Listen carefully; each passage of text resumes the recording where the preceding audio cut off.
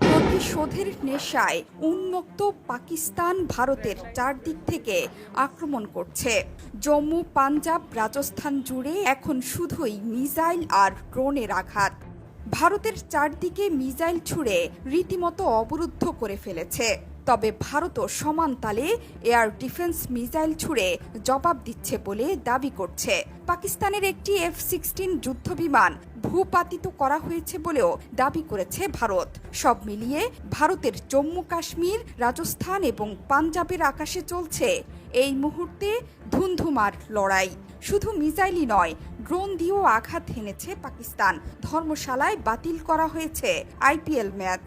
মাঠের আলো নিভিয়ে দিয়ে দর্শকদের মাঠ ছেড়ে বেরিয়ে যাওয়ার নির্দেশ দিয়েছে কর্তৃপক্ষ। বৃহস্পতিবার রাত 9টার পর থেকে এসব মিসাইল একের পর এক আঘাত হানছে জম্মু এবং কাশ্মীরে। টানা বিস্ফোরণে চারদিকে ছুটোছুটি শুরু করে স্থানীয়রা। এর আগে বেজে ওঠে সতর্কতামূলক সাইরেন। আখনুর সাম্বারের মানুষ দেখছেন কিভাবে উড়ে আসছে একের পর এক মিসাইল আর ড্রোনের স্রোত, যেগুলো পাকিস্তানের আকাশসীমা পেরিয়ে এসে পড়েছে ভারতের স্থাপনায়।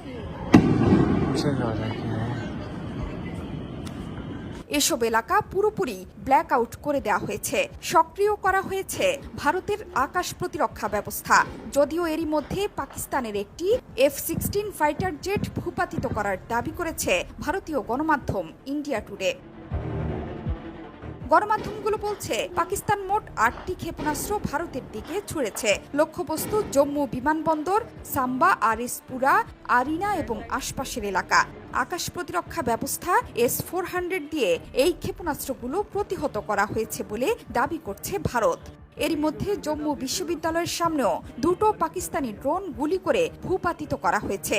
বন্ধ আছে মোবাইল নেটওয়ার্ক।